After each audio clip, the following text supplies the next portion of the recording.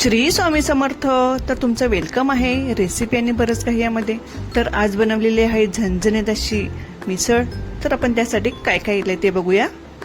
तर इथे घेतलेली आहे मी भिजलेली मटकी, कांदा घेतलेला आहे उभा चिरलेला, खोबरं घेतलेलं आहे, कोथिंबीर आहे, टोमॅटो आहेत, मिसळ मसाला घेतलेला आहे,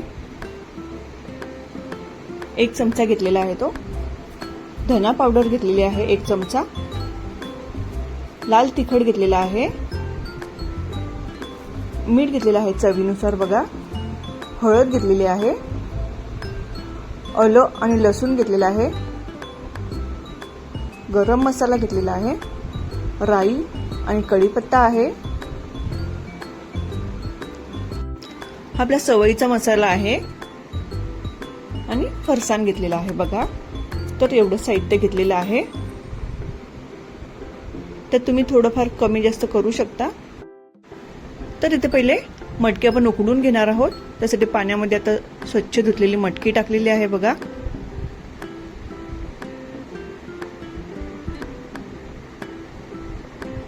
आता त्यामध्ये मी हळद टाकते. हळद थोडी जास्तच टाकते, मग नंतर नाही टाकली तरी चालेल बघा. आणि मीठ टाकते.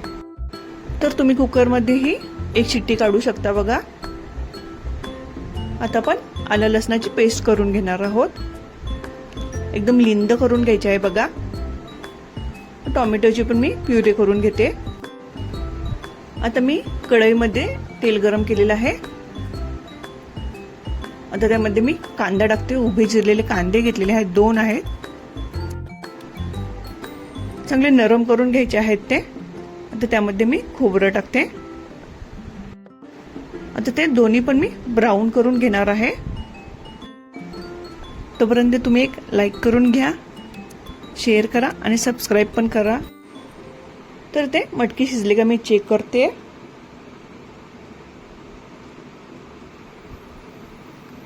मग आपली 80% आपली मटकी शिजलेली आहे बघा. आपला कांदा आणि खोबरं पण चांगलं गोल्डन व्हायला आलेला आहे.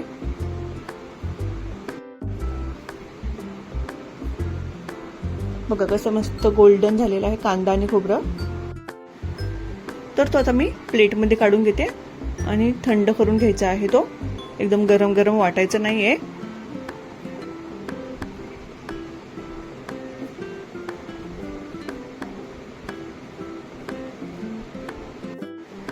तर तुम्हाला मी पद्धत दाखवते बघा. आता आपण सगळे मसाले एका बाउलमध्ये काढून घेणार आहोत. मिरची पावडर घेतलेली आहे, गरम मसाला घेतलेला आहे, धना पावडर आहे. तर तुम्ही जेवढं तिखट खाताय तेवढा तुम्ही कमी जास्त मसाले घेऊ शकता बघा. तर इथे सगळे मसाले मी एकत्र केलेले आहेत.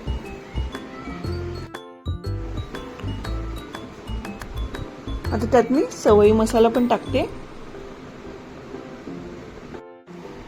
आता त्यामध्ये थोडं थोडं पाणी करून त्याची आपण पेस्ट करून घेणार आहोत. म्हणजे तेलामध्ये आपण डायरेक्ट मसाले टाकल्यावर जळणार नाही.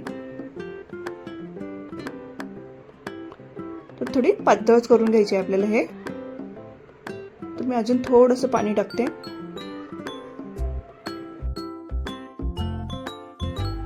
चांगलं मिक्स करून घ्यायचं आहे, म्हणजे गुठळ्या राहता कामा नये त्यामध्ये.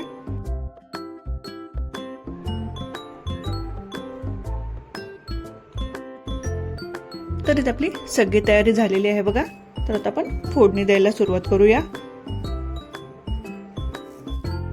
तर मी त्याच कढईमध्ये 1 चमचा अजून तेल टाकलेलं आहे. मिसळ म्हटली की थोडं तेल जास्तच पाहिजे. तर तेल चांगलं कडकडीत तापलं गेलं पाहिजे बघा.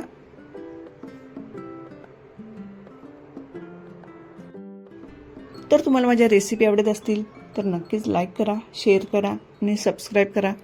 कमेंट्स पण करा नवीन नवीन रेसिपी बघण्यासाठी.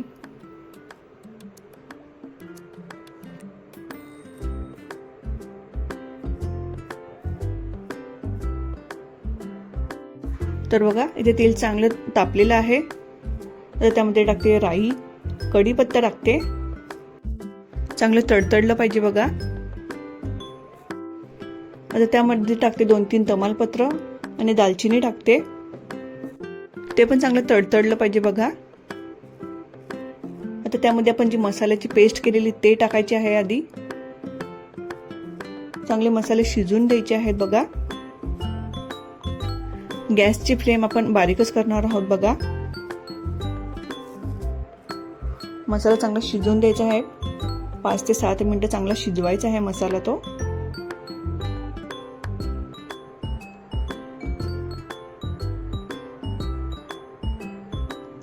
तर त्यामध्ये टाकते अद्रक आणि लसूणची पेस्ट टाकते. ती पण चांगली शिजवायची आहे. ती पण 2 ते 3 मिनिटं चांगली शिजवून घ्यायची आहे. म्हणजे आलं लसणाचा वास असतो तो निघून जातो बघा.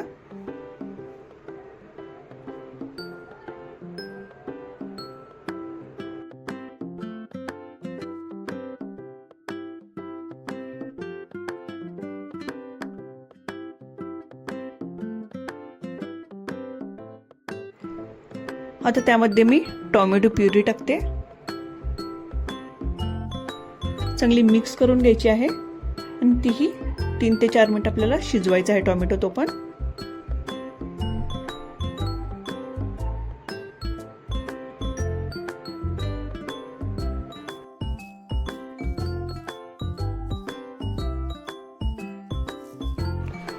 तर आपला टोमॅटो पण मस्तपैकी शिजलेला आहे बघा.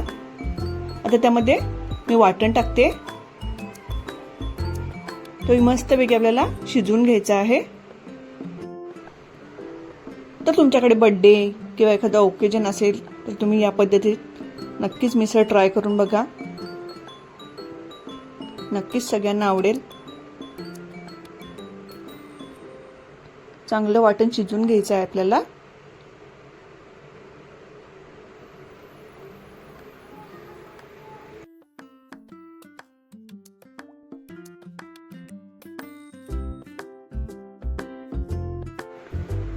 तर आपला वाटण पण मस्तपैकी शिजलेला आहे.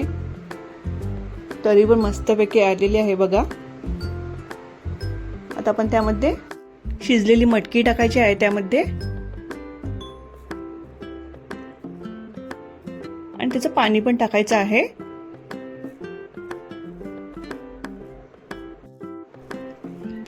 चांगलं मिक्स करून घ्यायची आहे ती.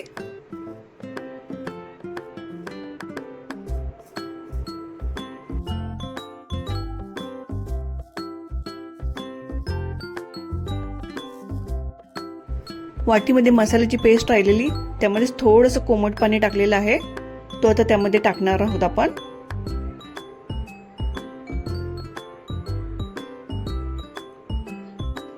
तुम्हाला जेवढा रस्सा पाहिजे त्याप्रमाणे तुम्ही पाणी टाकू शकता बघा. आता थोडं मी चवीनुसार मीठ टाकते कारण आधी पण मीठ टाकलेलं होतं. चांगलं मिक्स करून घ्यायचं आहे बघा. चांगली उकळी येऊन द्यायची आहेत. जेवढी मिसळ किंवा कोणताही पदार्थ उकळाल तेवढी मस्त तर्री येते. आता त्यामध्ये हिरवीगार मस्त कोथिंबीर टाकते.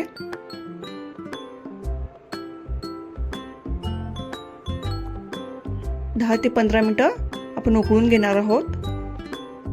त्यामुळे आधीच थोडं पाणी जास्त टाकायचं आहे त्याच्यात. तर तिथे आपली मिसळ रेडी झालेली आहे. तर मी आता प्लेटिंग करून घेते बघा.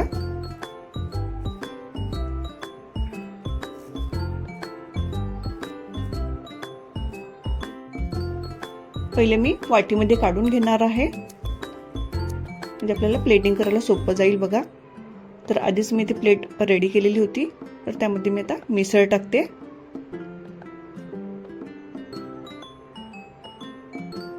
वरून कोथिंबीर टाकायची आहे थोडीशी. नाही तुम्हाला तर्री पाहिजे तर तुम्ही तर्री टाकू शकता बघा. तर इथे आपली मिसळ प्लेट रेडी झालेली आहे.